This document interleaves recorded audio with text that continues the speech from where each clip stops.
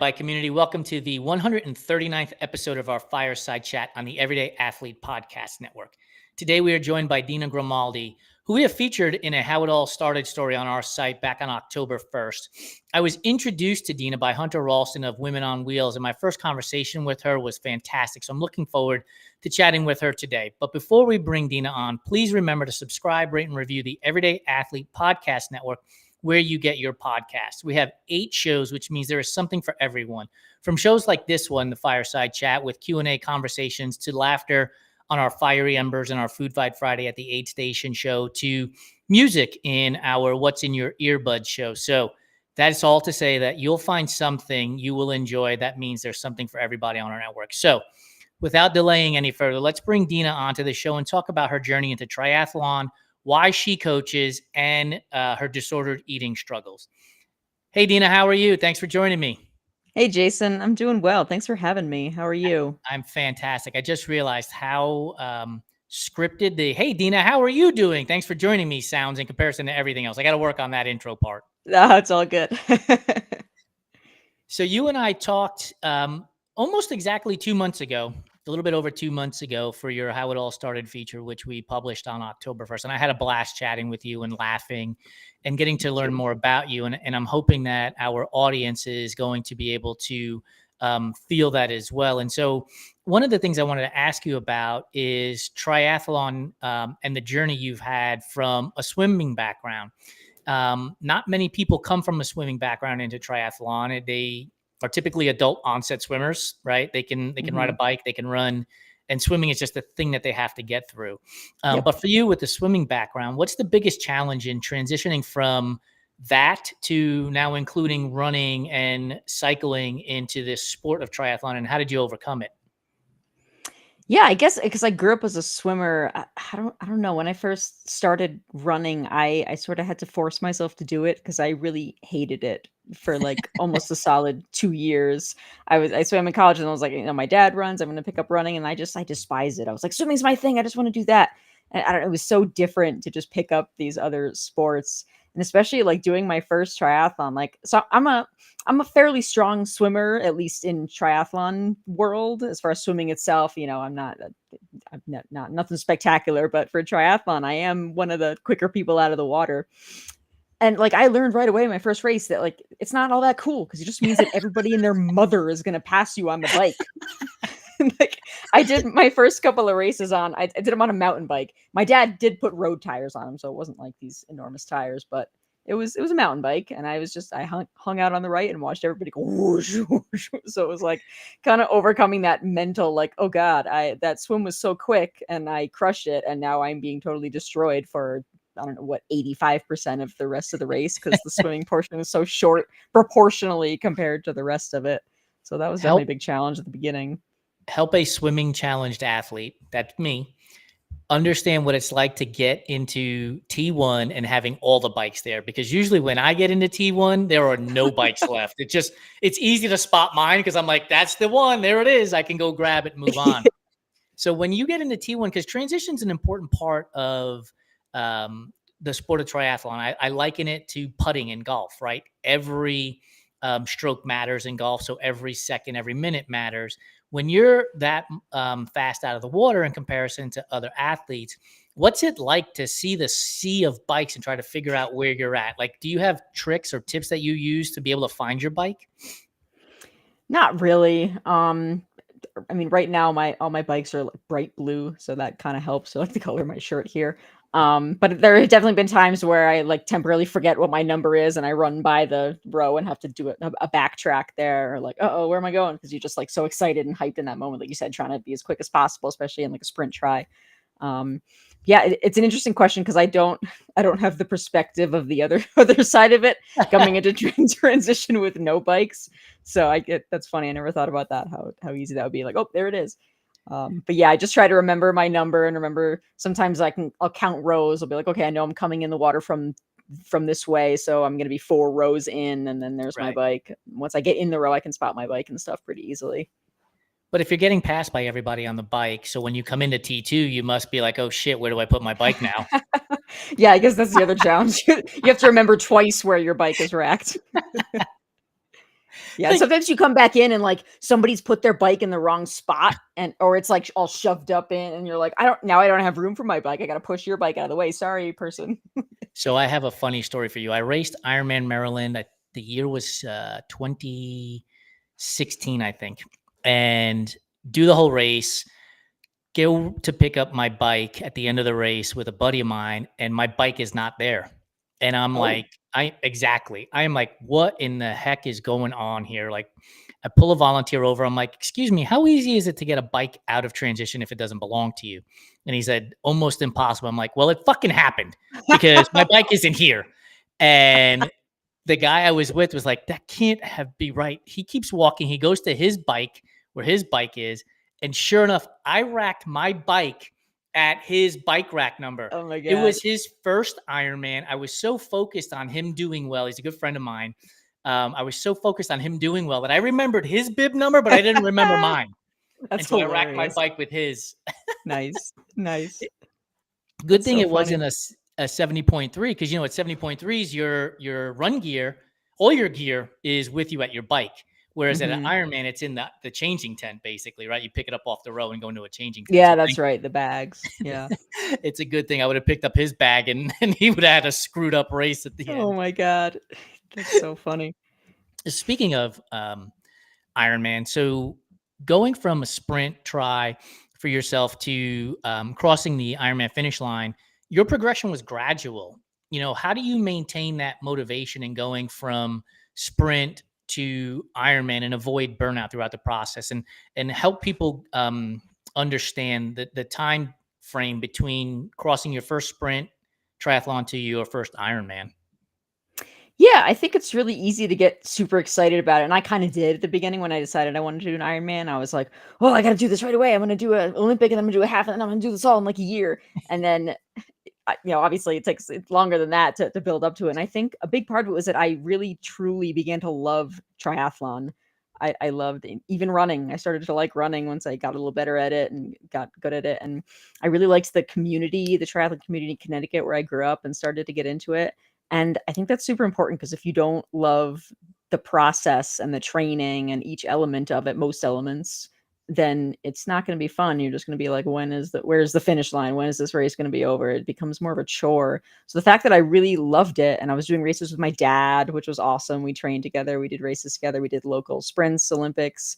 Um, and I met a lot of people through that. So just like truly enjoying that whole thing. I was like, yeah, I'm not really in a rush because I'm enjoying all of this and I'm going to go one step at a time. Whereas if I was miserable and hated the training, then I think I probably would have given up and quit and never done the full Ironman. What do you think was the catalyst or the impetus for you to go from I hate running to I actually kind of enjoy this? What was that? What was that like? What was that moment? I don't know if there was a particular moment. I know that there was something helpful early on. A friend of mine in college um, was talking about how he got into running, and so when I started running, like I didn't I didn't try to go out sprinting, but I didn't have I didn't I wasn't it wasn't an easy pace, right? It wasn't a conversational pace. I was like pushing myself a little too hard. So he was talking to a group of us, and he was like, "Oh yeah, so when I start running, I run a half a mile like this," and he starts like jogging like barely faster than he could walk. And then he says, now I do another half mile like this. And he increased it a tiny bit. And then he said, and I just keep picking it up. And then I can go for like 7 miles and I feel awesome. And I was like, whoa, like you could start off like that easily. And that kind of reformed my mindset where like you don't have to start off at like what was probably more like a tempo moderate pace for me at the time and like running that slowly and building. And like me in particular as an endurance athlete, like I feel better over time. I tend to negative split all my races. I feel better after time goes on. So that was kind of a revelation for me to not despise it, at least not dread going out for runs. And then I think as the progress happened, like as I saw myself getting faster and doing well in races, then I was like, oh, like those two things combined, and feeling good and seeing myself get faster. It was like, oh, I I actually kind of like this. And like finding challenges like running hills. Like I hated hills at the beginning, and then having this revelation, like, oh my god, like hills are cool. Like they make me feel accomplished and powerful. Little things like that along the way definitely helped. Yeah, I have a mantra for myself, which is when in doubt, run the hillier route. Because of Nice. that exact point, which is it's empowering. I might be breathing super heavy, but when I get up the hill, I've gotten up the hill and I've conquered something. You Yeah. triggered a question in my mind starting off too fast with running and not being able to sustain the distance or the pace, I should say, for a distance. When you were swimming, were you a 100-meter 200-meter swimmer where you had to sprint right out of the gate, or were you more of a long course swimmer and so you had to pace yourself, but somehow that connection of didn't translate to running? Yeah, I was definitely not a sprinter. Still am not. I like the distance stuff. It's kind of the same deal. I feel better as I go on, like just a swim practice. I feel better as practice goes on. Um, so yeah, I don't know how that really running just felt so different to me when I started doing it. It felt so awkward and uncomfortable. Swimming is like, I don't know, like you have the whole breathing element. Running was like, oh my God, like my chest hurts by getting these side stitches. Like, what is going on? I hate this. So I feel like it was just so different overall that I don't know, it's hard to compare the two. What about cycling? Yeah, that stuff, it's still my weakest of the three. I've gotten a lot better. I think that was easier to pick up than running just because of just like the variation that happens when you're out riding outside. Like, oh, there's hills and then there's flat and then there's downhills. It's like, you have these rides where you're riding on a flat stretch and you're like, oh, this is pretty cool. And, I could kind of do this all day. And then you go downhill, you're like, man, I love cycling. And then you go up a big hill and you're like, I fucking hate cycling. So I don't know. It's more of an adventure. Like you get to go somewhere, you get to see stuff. Uh, yeah, that was more exploration kind of. I lived in Dallas for a long time and I rode with this guy, Jeff Folks. His nickname was Goat because he could climb on the bike like nobody else I've ever met. And I used to just chase him all over Dallas because he was just a much better cyclist than I was. And he'd be waiting for me at the top of every hill, breathing heavy, Yeah. just angry. But putting in that work got me to be a faster cyclist and a better cyclist. Question for you. So when you start to set baselines, and I don't know if you do this as a coach with your athletes or for yourself, right? I often do testing, right? So swim test, bike test, run test. So FTP, 20-minute run test, things like that. Of all the three tests that you use to set your baseline, which is the one you hate the most? That would be the bike. Yeah, whenever I do those, I rename them on Strava. So like I used to do the 20-minute FTP test and I would call it like 20-minute FTP death. Or like they have the new test, it's called the ramp test where it just goes up in the little ramp. So I renamed it ramp death. It's those are really hard. When I first got into triathlon and Ironman, I did those 20-minute FTP tests, and it's just damn near impossible to hold that for 20 minutes. And then I found the 2x8 minute, and I was like, yeah, that's the one. Like if I Mm, can break it down mentally, I only air quotes have to do this for 8 minutes. yep. It's much easier for me to hang on until the end before I'm like, okay, I'm done with this shit. Like the FTP test is hard. It's It super hard. it's brutal. No matter which one you do, it's Yeah. brutal. Have you done them outside and on the trainer? No, I've done them outside. I feel like everywhere I've ridden in life, there's hills everywhere, and I like the trainer because you can just be consistent.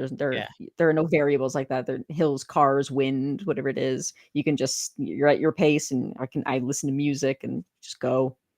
For years, Texas Motor Speedway was the place to go because it was a 5-mile loop and it was flat. There were no cars and it was smooth as silk. And then they put chip and seal down and it just Oh became man, like this teeth chattering, awful yeah, scenario. And so then FTP tests all went indoors from that point forward because yep, it was almost impossible to be able to hold any sort of effort while you're rattling all over the place and hoping that water bottles don't go flying everywhere. right, yeah, makes sense. So we talked a little bit about coaching. So in your coaching journey, you're helping athletes at various stages. What's the most common challenge you see amongst mostly newcomers, and how do you work with them to overcome those challenges so that they can continue to progress in sport? I think a big one I see is that people they feel intimidated by the race they're doing, whatever distance it is, like particularly I guess the full Ironman if I'm coaching somebody doing their first full Ironman. they're like, I don't know how I'm going to do this. Like, I just rode 60 miles. Like, how am I going to get to 112? Sort of that. It's a really a mental thing more than a physical thing. They sometimes think it's a physical thing, and I keep encouraging them, like, this is a whole process. You're not going to jump from 60 to 112 miles. Like, we're going to get there over time. And then it's really cool to watch them see that, and that because I went through it myself. I was like amazed. I was like, oh my God, I just did my longest ride ever. Next weekend, I'm going to do my longest ride ever. And the weekend after that, I'm going to do my longest ride ever. So seeing that with them, seeing how they also see that, like, what their bodies can do, and to be impressed by that. And then to have that confidence after, like, oh my God, I can do it. I did do that. Maybe I could do it again. I can do other hard things. I think it's hard for them to overcome at first, but it's really cool when they do. They get to see that. When have you seen it in your athletes when they overcome something hard in sport, that they're capable of doing things in life, right? That they didn't think they were capable of doing before. It's one of the things I love about coaching is when one of my athletes comes to me and says, oh, that thing I had to do at work, it was such a breeze because I was able to ride 112 miles at Ironman Lake Placid or whatever it might be. Yeah, I'm trying to think of like a particular example, but I've heard people say similar things like that, where it's like, oh, this thing came up and it was stressful, but you know what? I did an Ironman. Like, I can handle that. So that's really cool to see It's that. so cool, isn't it? Yeah. Is like one of the greatest rewards of coaching is when the athlete comes back to you, and they've done it in training, they've done it in a race, but then they talk about it outside of sport in life, the things that they've been able to overcome, or successfully complete, getting a promotion at work or things like that. To me, I just love those conversations outside of, yes, I increased my output of my watts on my bike by 20% or whatever it might be. Mm-hmm. Yeah, that's really cool. Do you have friends and family by the name of Jim and Stacy? I do. Are they speaking? Are They they are on. They are on. They are on Instagram. my Hi, Jim. parents? Hi, mom and dad. Thanks Mom and for Dad, if being you want here. to chime in, put it in there. I believe you told me, Dina, that your dad is responsible, shall we say, for you getting involved in these sports. You used to run with your dad when you were Oh younger. yeah. Oh yeah, I blame him totally. I blame is it like in a good way though, right? Oh yeah, yeah. No, I'm joking. Yeah, he started doing triathlons. Oh, dad, you can correct me if what is it? I think I was in high school, I think. Maybe even late middle school when he did his first one. So I joined him like partway through college, and then when I graduated college, I moved back in with my parents, lived with them for a while. So he and I did a lot of run training together. We had a handful of road races where I called them epic sprint offs to the finish line together. Um, it was just a ton of fun to be able to train with him and get into it because he liked to do it too. What was he, the kind of dad slash coach who would let you win, or was he the kind of dad slash coach that was like, you're going to have to earn your place in front of the finish line ahead of me? Oh, the latter. I don't think he ever let me win. I think he tried his hardest. He put a smiley face up on Instagram. Um, was there a moment when you beat him and you were like, holy cow, I can't believe I just did this? Uh, yeah, maybe. Yeah, I don't know. I'm trying to remember like one in particular. I don't know. There was this one. Yeah, he'll know what I'm talking about. It was the awful 5K in Middletown that ended on Main Street, and it was like 8,000 degrees and humid, and we both like wanted to have heart attacks at the end. Where I was like, he was right, like an epic sprint off down Main Street in Middletown, and like I was like, I'm not going to do it. I can't do it. I'm not going to do it. I think I was amazed that I was able to pull ahead him by like 100th of a second or something. So I was like, I don't think I have it in me, but he was probably thinking the same thing. We were both dying. I love it. All right. So, do you go back often and like do turkey trots and family 5Ks with him these days?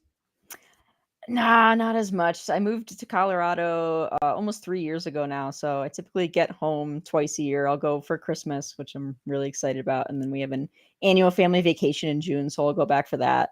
And we do a lot of like training and like swimming, and like our vacation is in Lake George in upstate New York, so we'll swim in the lake all the time, which is a blast.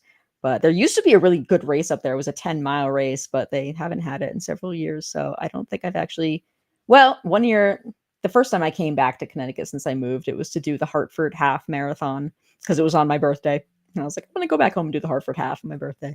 So, Your Mhm. dad chimed in. He said that he tried to beat you, but you still beat him. And then we have a comment from Teographic. I'm going to pronounce it. There's a period in there. I wish we could see the official race pick of the moment when you beat him, when you beat your dad at the finish line, and then Rory Greenish, the epic family finish. Are these all people that you're aware of? Do you know? Yeah, hey guys, thanks for I love listening. it. Yeah, Teo's my brother. Hi, Teo. That picture is ridiculous. I have it somewhere. I look like I'm about to have a heart attack, and so does that in the background. You got to put Yeah, it on your stories and tag us so that we could see it and add it to the notes for the show for sure. yeah, I that's a good for, one. and I love the fact that we're having a family reunion right now. This is awesome. Yeah, Rory's my boyfriend. Hi, Rory. He knows. He's heard all these stories too. Keep chiming in on Instagram, folks. We love it. We'll get to them. One of the things I do want to talk to you about, because we talked about it during the interview for your How It All Started, was the disordered eating. I've shared with you that I've gone through disordered eating and still, I don't know that you ever get through it, shall we say. It's still there. It still plays on my mind. And for me, it was the lighter is faster concept, right? The lighter I am, Mhm. the faster I will be in triathlon. Um, for you, can you walk us through the disordered eating challenges you've had, the things that you've had to overcome? And then I have some follow up questions about how you interact with your athletes as you coach them, especially when it comes to nutrition. So, if you don't mind, walk us through a little bit of the struggle you've had with disordered eating. Mhm. Yeah, I don't mine wasn't really the lighter is faster concept. That's not how it started. I did notice that I became a faster runner, and that was like, "Ooh, this is kinda cool." It was like a neat side effect. I think my so I struggled with binge eating disorder, and I think it started kinda unrelated to fitness and triathlon stuff. It was more like stress in my life and things, and it's like spiraled from there. But it was really hard to navigate that as an athlete because I felt like it was this secret side of me that other athletes didn't see. Because I would like binge eating, like you kind of pretty much do it in secret, or Yeah. like at family parties a lot, where like the people my family would see it. I lived with my parents; they knew it was what was going on. But people, when I go to races, I didn't binge at races, so people didn't really see what was happening. They just saw this one side of me, like, oh, you must eat so healthy, quote unquote. You're an athlete, and then I'd feel so ashamed because I'd be like, well, I last night ate, I binged on several 100,000 calories, whatever. So I'd be like, I was thinking like, oh, like I'm not a real athlete because a real athlete wouldn't be doing this, or I'd like wake up the next morning kind of still feeling really full and it's like gross, and I'd have to go out and go for a swim, and I'd just feel terrible the whole time and want to restrict and punish myself, and then I'd restrict all day and then do it again that night because when you restrict, your body's like, I just need everything because you've been depriving me. So it's really hard to navigate all of that, especially as an athlete, I think. Yeah, I went through a lot of that same thing. Like, I had read a book back in the day, I think it was called Racing Weight, and it had pinned gave you a formula to get down to a certain weight, whatever. Mm, But binge eating was absolutely the thing. Like, I would, essentially starve myself. And then in the middle of the night, I'd find myself in the pantry with, a box of powdered donuts because I was starving.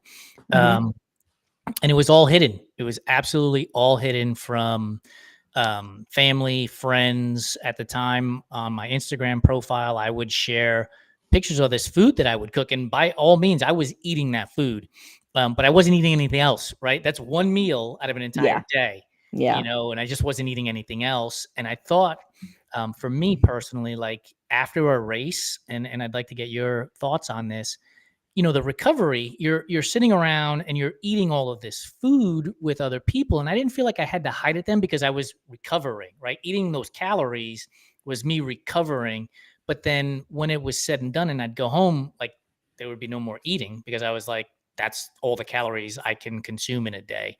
So for Mhm. you, when like after an event, and I don't know if you were dealing with it when you raced Ironman, but after an event like that, and there's plenty of pizza and all that stuff sitting around, I found myself gorging on it. Like, how did you um, approach recovery, knowing that I have to recover, but then dealing with binge eating disorder simultaneously? Yeah, I think back then when I was still struggling with it, which was really before the full Ironman, I was kinda recovering by then. Um, I didn't really I view it as, like, recovery from the race. I had that mindset of, like, "Ooh, I just did this race, I earned this food." So I wouldn't really eat anything, like, right at the race venue. A lot of times the races we did, they didn't have stuff I really wanted anyway. Like, we would do a race at, like, 10 o'clock in the morning, they'd have hamburgers, and I was like, "If you want that, like, fantastic, go for it." I just didn't really want a burger at, like, 10 AM. So I wouldn't eat much, and that in itself was a form of restriction. I'd have, like, a protein shake or something, and then I'd go home and have my dessert later, and then I would binge because 'cause I'd be like, "Oh, I did this race. I'm allowed. This is the one day I'm allowed to do this." But it was not a healthy way of thinking about it, so I didn't really think about it as recovery or even fueling for the next session. It was more like, "Oh, I earned this." So what steps have you taken to make your way through this process so that food in and of itself isn't sort of like this thing that hangs over your head as you're preparing to train and race at different distances in endurance sports? Yeah, it's hard. It's taken a lot of work. It's still a work in progress. I know early on, a lot of it was working with a therapist. I eventually found somebody who specialized in binge eating disorder. So she was really helpful with that kind of thing. Not necessarily for athletes themselves, but just in general, the mental side of it. And then just reframing food and like understanding that it can mean a lot of things, so viewing it as fuel, most importantly, like, I need this to feel better when I'm performing and when I'm training, but knowing, like, it's not just fuel, it's also social, it's also fun. It doesn't have to be just food is fuel. If you're not hungry, you shouldn't eat, and if it's only for your training, you should only put things in your body that are gonna benefit, like, no, there's a lot of nuance to it. So, it's been hard kinda navigating all of that, and sometimes it's hard to remind yourself like, oh yeah, you need to not skip lunch today because a strong swimmer doesn't skip lunch, or somebody who doesn't think about food all the time is able to enjoy time with their friends, and that person doesn't skip lunch. That's the person you want to be. So kind of like reminding myself of those things, that's hard, but it's to like force yourself to think about those things. We'll have food as fun conversation here in a moment with our Excellent. rapid fired food questions. But one of the things you talk about on your platform on Instagram often is the commentary from people. And for those of you who might be listening to this after we post it to Apple and Spotify on podcast format, we're recording the show live. It is December 3rd, so we are just a handful of days past Thanksgiving. Mhm. And, that would be a moment where a lot of people were gathered together around a table, and some family and friends might say to somebody, "Oh, well, you run a lot, so you can eat XYZ." Or are you eating all of that food because you plan on running, and sort of making a jab at the person who might be dealing with an eating disorder. Walk me through that process for you, and the idea of commentary on others and how you manage to make your way through those comments. Yeah, that has definitely been one of the hardest things, or at least was when I was struggling, because I'm already mentally beating myself up, right? I didn't like that I binged. Like I hated this about myself. I was ashamed. So then when somebody's throwing in all these comments, it just like adds to my mental turmoil, and it would make things worse. I would often like say it was like in the middle of the day at work, somebody made a comment. I would often go home and binge because I was really upset about it later. So that didn't help things. And family parties were really hard because what I found is that people comment no matter what. Like let's take Thanksgiving for example. I'll just make something up. Like I could take a small piece of pie and I could say, "You know what? I'm just going to have this because I'm pretty full from dinner and I don't want to feel stuffed and I don't want to binge." And somebody could be like, "Is that all you're going to eat? You're not going to try my this pie? You're not going to do this?" On the other hand, I could be like, "You know what? I'm going to challenge myself to enjoy this food without shame and guilt. So I'm going to take one piece of every pie." And somebody could look at my plate and be like, "Oh my god, you're going to eat all that?" So it's like you can't do anything right anyway. Somebody's going to make a comment. Multiple people are going to make comments. So and it's still really hard and it still gets to me sometimes, but I think I've gotten better at finding ways to respond to it. I've come up with ways to like make a joke or depending on who it is, you could be serious like, "Hey, like I don't really want to I don't think you should comment on what I'm eating," like or like crack a joke or somebody's like, "Oh, like I'm being bad. I'm eating 2 pieces of pie." It's like, "Oh, you're being bad? Like, did you kill someone?" Like like, kind of and putting it into perspective for them, and also understanding that probably almost all of the time, their comments are not actually about you, they're about themselves. So if Yep. somebody says like, "Oh my god, you're going to eat all that," maybe in their head they're like, "Gee, I wish I could do that, but I would feel ashamed if I ate all that pie." It's really about them. It's not about you. But I don't know. I try to bring it up and educate because it's like let's just focus on our own plates. Just you eat your thing and I'll eat my thing. Like why does it have to bother you to look at what I'm eating? Like you don't know what's best for somebody by looking at their plate, right? Like I was saying before, the person who has one piece of pie, that could be overcoming a challenge for them and they're not binging. Person who has 5 pieces of pie, that could be overcoming a challenge because they normally feel real guilty about it and now they're not. So Yep. like you don't know what someone's going through. Like just don't make a comment. Just just don't do it. There's other things to talk about. Like you're there. A lot of people view these parties as like food. They're kind of food centric, and I kind of get that because that's how my family kind of grew up. Like food's awesome. Like we Yeah. do love food, so it's kind of hard not to sometimes. But like for me, it's like let me try to focus on having that conversation with this person who I haven't seen in a while, and I'll like put down my fork and look them in the eye and drink a bunch of water. Like trying to really focus on things that are not just the food, which it can be hard, but those are some tools that I've kind of learned and used over the years. Yeah, like I've gone through the disordered eating thing. I've had a drinking problem and I've quit alcohol going on, I don't know, 12 or 13 years. It's been so long. Nice. Um, but that's a thing too, right? It's like, oh, are you not going to drink? And it's like, well, I haven't had a drink in 13 years. Do you want to see me drunk? Like, kind of Yeah. combating that idea with humor in a Yeah. sense, right? Because there are conversations that are going to be had that might be difficult. And one of the things I find sort of ironic is like how we, the person who is dealing with the alcohol issue or the disordered eating issue, have to protect the person making the comment, right? Like we feel like, well, I can't be rude to them. So, and it's like, yeah, but we also have to protect our own inner peace and Mm. educate to your point, I think, which is excellent point. The question I want to ask you is in today's society where we have, uh, no matter where you turn, social media is prevalent, right? TikTok, Yep. Instagram, Facebook, you name it. And there's a lot of misinformation, there's a lot of disinformation, there's a lot of peer pressure on people, right? Whether you aren't skinny enough, whether, whatever it is. And I'm sure the athletes you work with see these things. And so, how do you work with your athletes to sort of minimize the peer pressure that social media puts on us as athletes, whether that's from eating or going to a post race party that has alcohol or doing your easy run way too hard because you're looking for that thumbs up from Sarah in Sarasota, Florida, who you've never met and never will meet? Yeah. Like, how do you work Yeah. with them on that side of it? Honestly, I think a lot of it is sort of leading by example. I feel that I'm very open and genuine on my social media platform. I share the stuff that I'm struggling with as well as my successes. And I feel like my athletes see that, or people who I'd want to work with see that. And I feel like I almost don't even need to have the conversation with them. Obviously, if they want to talk about it and they're struggling with it, I'm happy to do that. But like oftentimes I think they'll just see what I'm doing and they're like, oh, like that look that, if she can do that, that maybe I can do that too. Or oh, if this could be a good way to navigate that, or like, oh yeah, yeah, I feel the same way. That's a good point. I don't know, just like relating to somebody like me with the struggles as well as the good stuff. I think just seeing another athlete who's been through it and is doing it and continuing to struggle and continuing to fight through it, I think that's can be inspirational for people. At least I hope it is. It's one of my goals Yeah. as a coach. 100%. The open, honest, vulnerable conversation. I mean, that's exactly why we built this platform. Ohm has talked about his disordered eating and alcohol abuse. I've talked about mine. We've launched a men's mental health podcast called Enduring Minds, about all of this stuff because we want to build a community of everyday athletes and let them know that the shit you're going through is normal, right? Like it's okay to go through that stuff, and we're here to help you. Mhm. Some stuff from the audience. Teo said, even when people think something is kind to say, it's still uncalled for.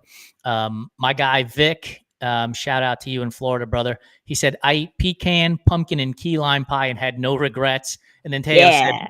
And then Teo said, now I want key lime pie. Let me tell you, the two of you, I love key lime pie. It's my favorite pie. So now you got me wanting it too. I gotta say, I'm not a key lime pie person. I made a pumpkin cheesecake for Thanksgiving, and that was glorious. Well, we're going to jump into the rapid fire food question thanks to Vic and Teo. So, but before we Excellent. do, I want people to know where they can find you. So, Dina, give them all the details of where they can find you and connect with you if they'd like to either chat with you or bring you on as a coach. Yeah, thanks. So my social media / business name is kind of a play on my name and the word triathlon. So it's Dinathlon. So it's DINATHLON. That's my Instagram handle. That's my website, dinathlon.com. My Instagram's linked to my Facebook. It's kind of the same thing. That's pretty much where I'm at right now. I'm not super big on YouTube. I think at some point I'll start branching out and doing more. But Instagram, I would say, is the main thing. Instagram and the website. I'm going to try to get better at putting out blog posts on the website and sending those out via an email list. But yeah, start with Instagram. And if you want to know more about her that you didn't learn from this conversation, or you just want to learn more before you go there, if you go to runtrimag.com, which is our website, and you type in Grimaldi, Grimaldi, you will be able to find her story. It'll pop up on your screen, and then you can read her How It All Started feature and get to know Dina a little bit better there. So with that being said, are you ready for our rapid fire food questions? And I will preface it with this. Take your time to think about them. You don't have to rapid fire them. I was like, wait, that's not rapid fire. It's a misnomer. It's just something we used on episode 1 and we haven't given up on it yet. Fair. I don't know if I'm ready, but let's do it.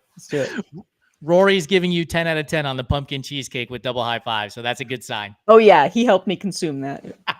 He knows. I love it. All right. First question. You are from the East Coast, so I'm really intrigued by what you're going to say. Pineapple on pizza, yay or nay? I'm for it. Oh, I'm for it.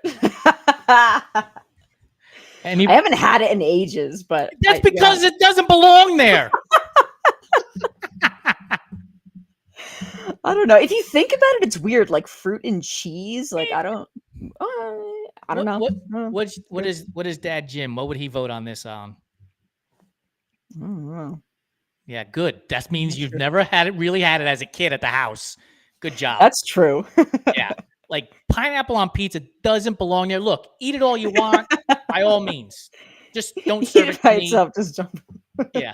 Yeah. We had Stevie Smith, who is a friend of the show, whom I adore.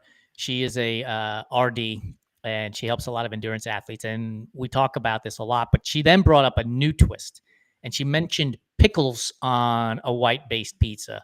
Are you going into this idea of like, yeah, I could do pickles on a white-based pizza, yes or no? I'd try it. Your dad said thumbs down on the pineapple on pizza. Yes. I can picture him going, ooh.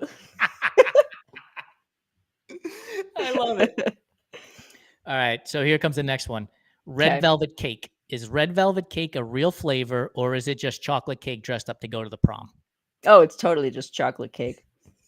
Yeah. It's great. I love it. Right. Nothing wrong with it. But yeah.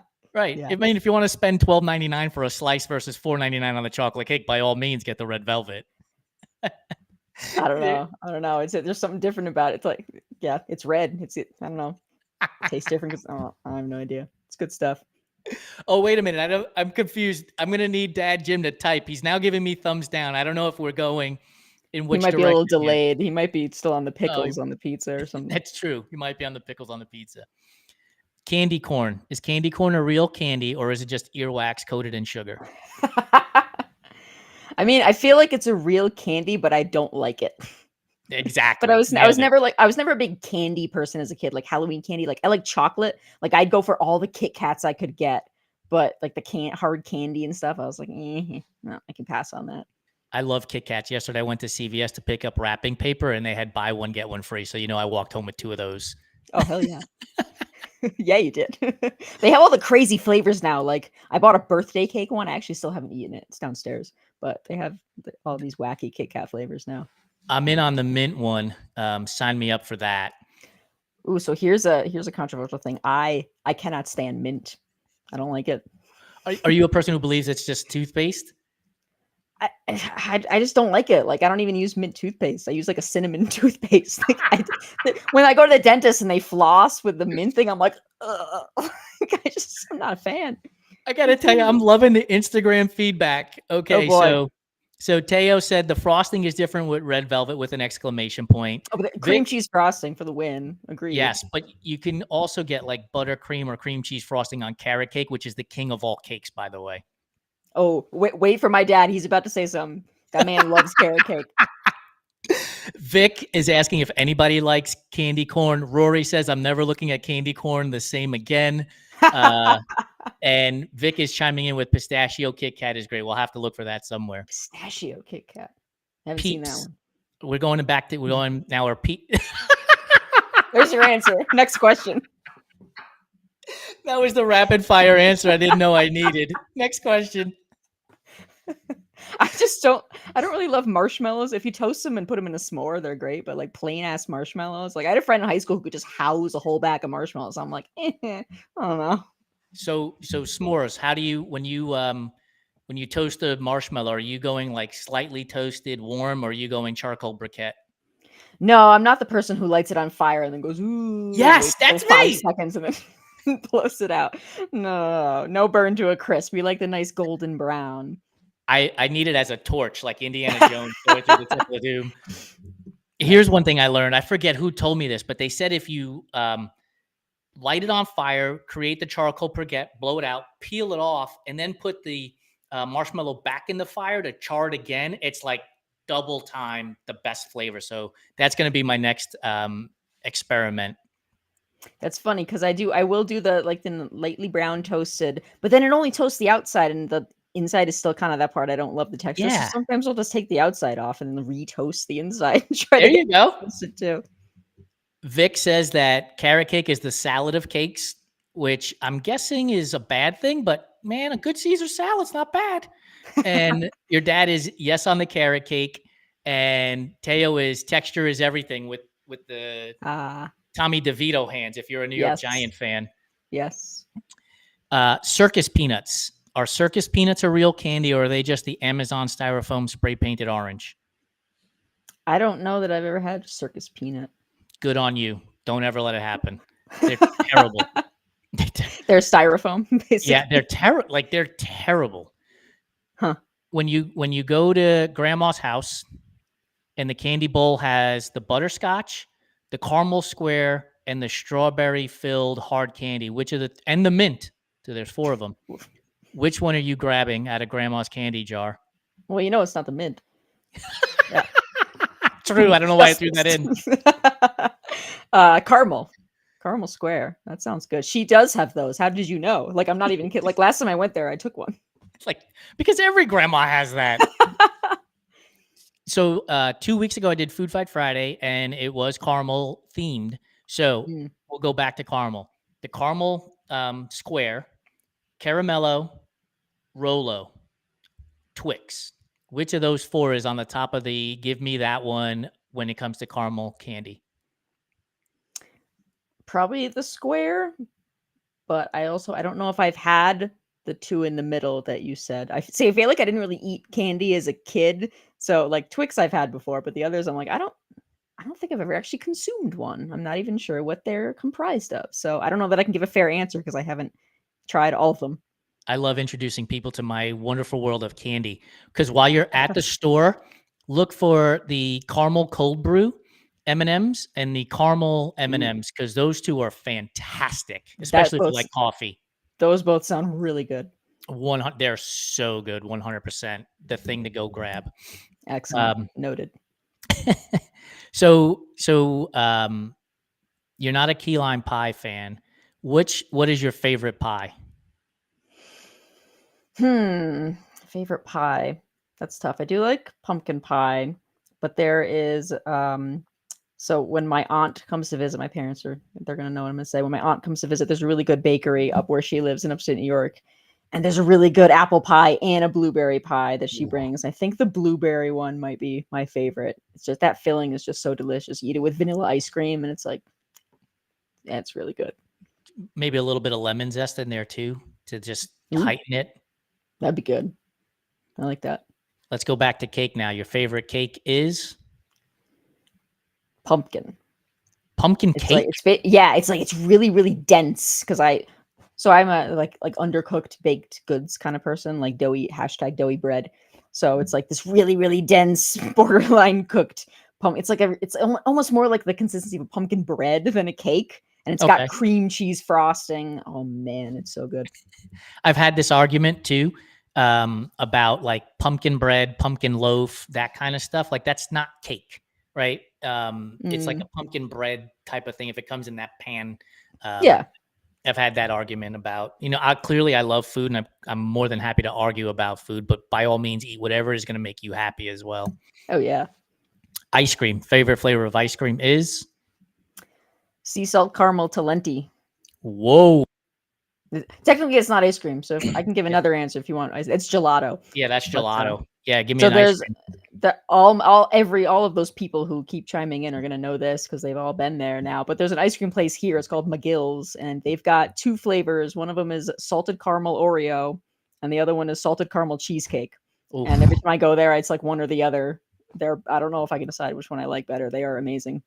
I think the worst part of doing this show for me is that it's at like 5 o'clock and it's like dinner time, and I just want to go to the grocery store and pick up all of these desserts and candies instead. I was just gonna say dinner is after this for me, and I'm like, I'm ready. This is great. All right, so you're about to get in a spaceship with Matt Damon to blast off into Mars and only eat sweet potatoes for the rest of your life. What is the meal you're going to eat before you get into that spaceship and blast off? Oh God. Oh, that's real tough. Hey, man, that's a really tough question. I feel like there are a handful of meals that people know me for that I like. One of them being ice cream. Uh, I'm a huge pancake fan. Ooh. But then there's mac and cheese, which has been my favorite food since I was like 2. So I might have to go with that. I, little known secret, or maybe very popular secret, I have no idea. I've never had mac and cheese in my life. And I Really? will go to my grave because of that exact reaction when people are like, really? You've never done it?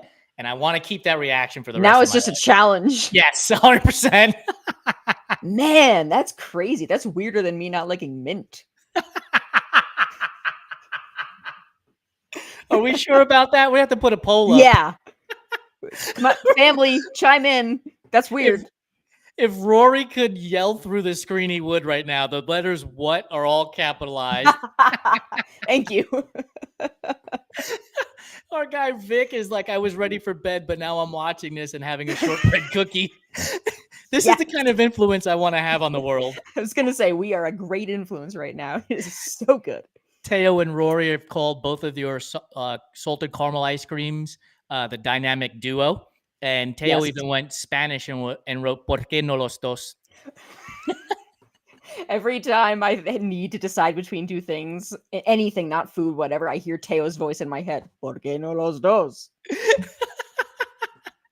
Vic, Guys are awesome. Vic had mac and cheese for the first time when he was 23, which is pretty amazing. He's Brazilian, and he has turned me on to acai bowls in the sense that in Brazil, they consume it more as a savory food than the sweet food that we experience here in the U.S., which was incredible. Your dad just chimed in, no mac and cheese. Yeah, that's nuts. Teo put a bunch of laughing in there. He wrote, it's like an anti-Quest. I have no choice but to support, unfortunately. You're exactly right. 100%. Not giving in. You said did you say you were a bread fan? Like just bread in general? Oh yeah, I mean bread in general, but like undercooking baked goods. Like my Okay. dad knows because I sort of adapted his homemade sandwich bread recipe. But like you're supposed to cook bread to like 190 degrees. I cook it to like 125, maybe. Oh, so It's it's like like really soft in the middle it's then. real doughy. Like Yeah. if anyone's watched the Great British Baking Show, Paul Hollywood would call that stodgy. It's Stodgy. stodgy. That's one of my favorite shows because I only understand like 30% of what they say, and I laugh my ass off the entire time. I have to put the subtitles on for some of them. Don't tell me who. I'm like halfway through the last episode of this season, so don't tell me who won. I won't tell you. But do you recall, I think it was season 9 when the lady went and she was supposed to make the toffee pudding and she forgot to put flour in the recipe. Oh my And so when god. she presented it to them, she said, I made for you gluten-free toffee Yeah, puddings. yeah. I remember that lady. It was perfect. Yep. I could not stop laughing at that. All right, so we're getting close to the end of our show here, but this has been so much fun. I have a few more food questions for you.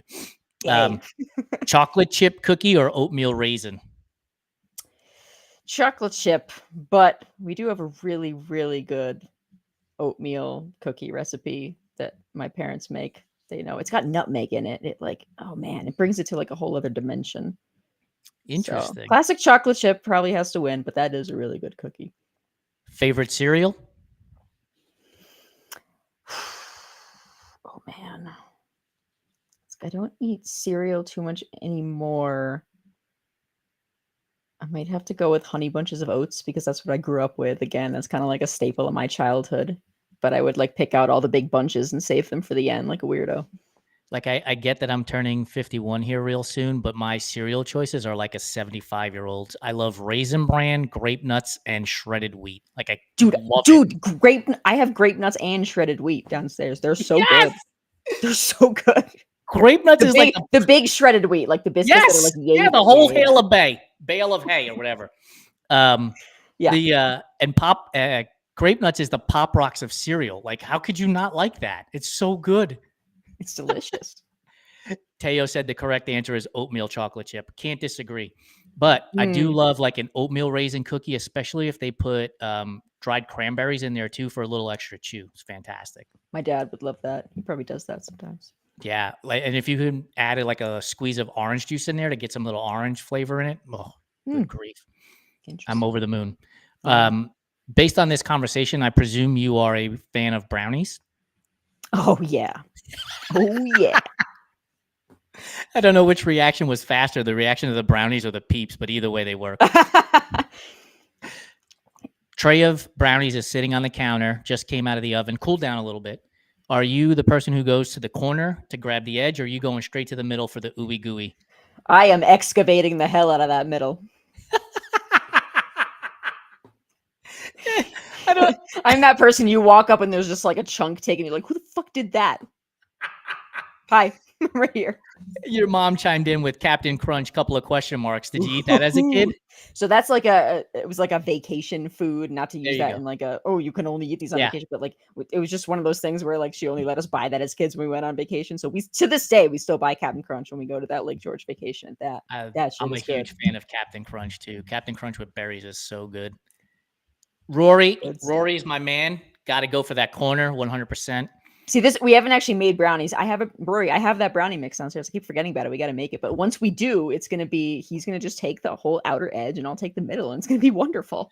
We need to get tagged in these pictures when you make the brownies. I will share them with you.